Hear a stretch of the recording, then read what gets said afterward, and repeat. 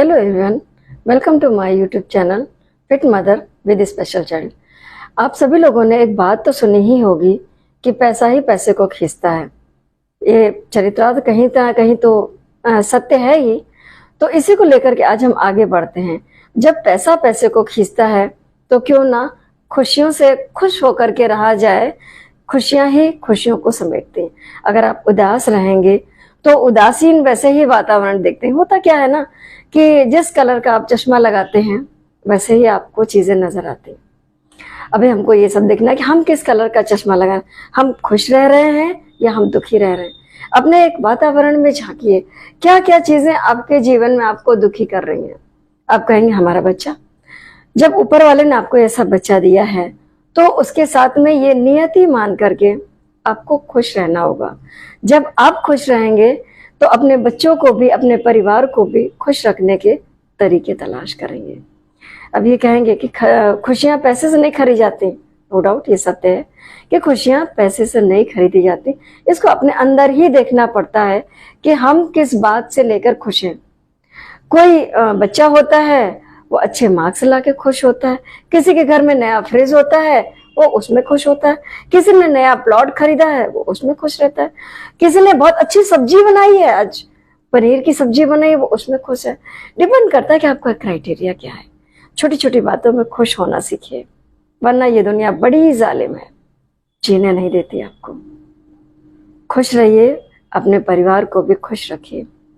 आज के लिए यही इतना मूल मंत्र है आप सभी माताओं के लिए। माताएं ही, हमारी बहनें ही इस परिवार की धुरी होती हैं जो परिवार का संचालन करती हैं। और शायद कहीं ना कहीं ऊपर वाले ने ही हमें यह गिफ्ट दिया है कि हम अपने परिवार का संबल बने। क्या कभी सोचा है कि एक मेल पर्सन अगर उसको बनाया जाए, उससे कहा जाए कि नहीं सुबह उठ करके डेली रूटीन का काम करें, और अगर वर्किंग पर्सन है, महिलाएं हैं, घर का काम भी करे, काम करने के लिए भी जाए, बच्चों का होमवर्क भी कराए, उनकी दूध की बोतल भी तैयार करे, एवरीथिंग। क्या एक मेल पर्सन कर सकता है? तो आपके अंदर से आवाज आएगी नहीं। तो जब ऊपर वाले ने आपको इस काम के लिए ही सौंपा है तो खुश हो जाइए ना।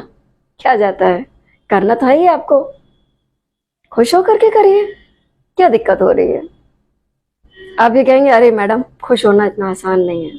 सही है, हम सबकी लाइफ में कभी ना कभी एक क्षण ऐसा होता है, कोई लम्हा ऐसा होता है जिसमें मन उदास हो जाता है।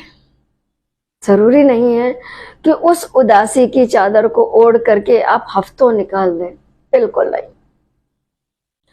उस उदासी के लम्हों को, उस जो आपको उदास कर रहा है, कितना भी गंभीर वाकया क्यों ना हो आपकी जिंदगी का, 24 घंटे में उससे निकल के बाहर आइए।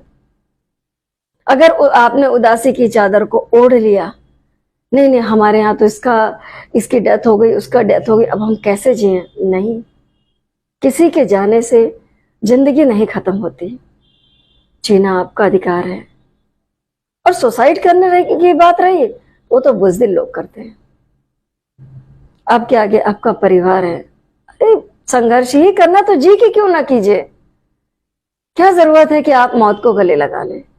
जाने वाला चला गया, शायद उसकी इतनी ही उम्र थी, आपसे वो उदास था।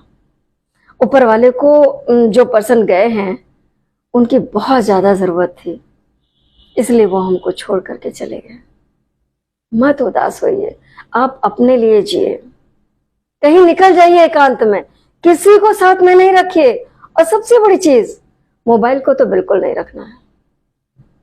सबसे आपका टेंशन वाला जो एक एलिमेंट होता है वो आपका मोबाइल ही है। उसको दूर रखिए अपने से और निकल जाइए कि नहीं, मुझे घड़ी देख करके 30 मिनट अपने लिए जीना है, सिर्फ अपने लिए, एक शांत वातावरण में अकेले।